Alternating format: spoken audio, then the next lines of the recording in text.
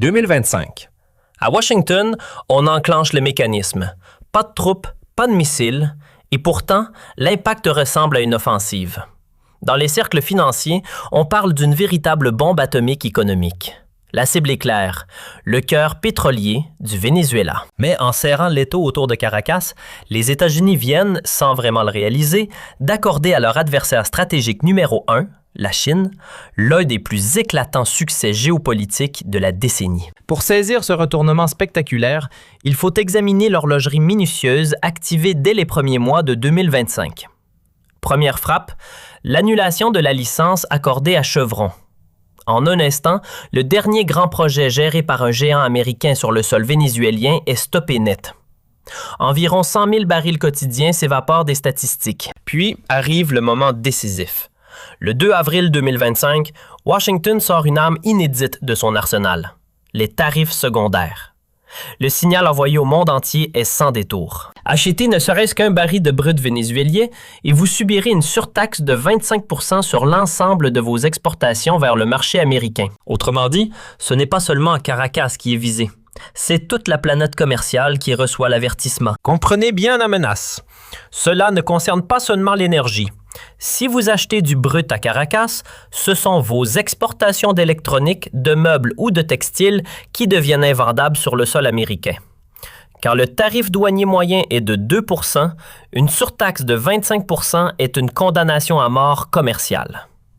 L'objectif est mathématique, réduire les revenus du Venezuela à zéro. C'est l'usage le plus agressif de la puissance économique américaine vu depuis des décennies. Vu de Washington, le calcul semble imparable. Quelle nation risquerait de se couper de la première économie mondiale, un marché de 20 000 milliards de dollars, pour sauver le régime de Caracas? Personne, sauf un acteur. Un acteur qui n'a paradoxalement plus rien à perdre sur le marché américain. La Chine. Pourquoi la stratégie américaine échoue-t-elle avec Pékin? Parce qu'en 2025, la Chine et les États-Unis sont déjà en pleine guerre commerciale. Les produits chinois sont déjà saturés de taxes. Pour Pékin, la menace d'un tarif douanier supplémentaire de 25% n'est pas un choc. C'est un détail. Une ligne de plus dans un bilan comptable déjà dégradé. Washington n'a plus de levier de pression. La conséquence est immédiate. L'Inde et les pays européens, terrorisés à l'idée de perdre l'accès au marché américain, fuient le pétrole vénézuélien. Résultat, Washington vide la pièce. Le Venezuela se retrouve avec des stocks de pétrole sur les bras et personne pour l'acheter. Sauf la Chine. Pékin ne négocie plus comme un client parmi d'autres. Elle est devenue le client. En économie, cela s'appelle un monopsone, un marché où il n'y a qu'un seul acheteur. Grâce aux sanctions américaines, la Chine peut désormais dicter ses prix et acheter ce brut au rabais sans aucune concurrence. Mais Pékin ne se contente pas d'acheter, elle passe à l'offensive physique. Septembre 2025, alors que le monde a les yeux rivés sur les tarifs douaniers, une société chinoise, China Concord Resources, pose un acte fondateur. Dans la plus grande discrétion, elle installe une nouvelle plateforme offshore massive dans le lac de Maracaibo. Ce n'est pas du bricolage. C'est un investissement à plus d'1 milliard de dollars. L'objectif? Faire grimper la production locale de 12 000 à 60 000 barils par jour dès 2026. Le message envoyé à Washington est cinglant. Pendant que les États-Unis tentent d'asphyxier l'industrie vénézuélienne, la Chine la reconstruit sous son propre contrôle. Il ne s'agit pas d'un coup tactique pour profiter d'un prix bas. C'est un enracinement. Pékin est en train de bétonner sa sécurité énergétique pour les décennies à venir. Ce déploiement chinois n'est pas une réaction de panique face à la crise de 2025. Tout était prévu. Dès 2023, Pékin avait élevé le Venezuela au rang suprême de sa diplomatie, le partenariat stratégique global de tout temps. Dans le langage codé du Parti communiste chinois, c'est le niveau d'alliance le plus élevé, réservé aux partenaires vitaux. La promesse est dans le nom. Par beau temps comme par tempête, la Chine ne bougera pas. Quand Washington lance son offensive tarifaire, elle ne frappe donc pas une relation fragile, mais un lien déjà blindé. Pékin avait anticipé les sanctions. Mieux, elle avait construit le système parfait pour les contourner. Le secret tient en un mot, la dette. Au fil des années, la Chine a prêté environ 60 milliards de dollars à Caracas. Mais attention, ce n'est pas un prêt classique qu'on rembourse par virement bancaire. L'accord stipule que le Venezuela rembourse directement, en nature, en barils de pétrole. C'est un circuit financier totalement fermé. C'est là que le piège se referme sur les Américains. Les sanctions interdisent le commerce, c'est-à-dire l'achat et la vente sur le marché. Mais ici, techniquement, la Chine n'achète rien, elle récupère son dû. C'est l'exécution d'un contrat de dette souveraine préexistant. Juridiquement, Washington est impuissant, sauf à exiger que le Venezuela fasse défaut sur sa dette internationale, ce qui est impossible. Ces 60 milliards de dollars agissent comme un levier inattaquable. Ils garantissent à Pékin un flux continu de pétrole, totalement immunisé contre les humeurs de la Maison-Blanche. C'est ici que l'histoire devient cruellement ironique pour Washington. En voulant punir le Venezuela, les États-Unis se sont tirés une balle dans le pied. Regardez la côte du golfe du Mexique, au Texas et en Louisiane. Ces raffineries titanesques ont été conçues et calibrées pendant des décennies pour un produit très spécifique, le brut lourd vénézuélien. C'est un pétrole épais, complexe. Couper cet approvisionnement, c'est comme essayer de faire rouler un camion diesel avec du sans-plomb. Cela ne marche pas. Ces installations à plusieurs milliards de dollars ne peuvent pas simplement changer de fournisseur du jour au lendemain. Résultat, les raffineurs américains paniquent.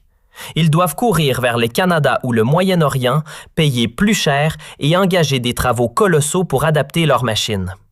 La facture de cette sanction, elle est d'abord payée par l'industrie américaine. Mais le verdict final tombe en octobre 2025. Les chiffres sont sans appel. L'industrie vénézuélienne ne s'est pas effondrée, elle a simplement changé de maître. Sur les 808 000 barils exportés chaque jour, la Chine en absorbe désormais 663 000. C'est près de 80% du total. Les États-Unis, ils ne ramassent que les miettes, à peine 128 000 barils. Ce n'est plus une domination commerciale, c'est un monopole de fait. Et Pékin ne compte pas s'arrêter au pétrole. Novembre 2025, le coup de grâce. La Chine et le Venezuela annoncent un accord de libre-échange total, zéro droit de douane. Cela couvre 400 catégories de produits, agriculture, industrie, technologie. Cet accord est la colle définitive du système. En supprimant les taxes, Pékin intègre l'économie vénézuélienne directement dans sa propre chaîne d'approvisionnement.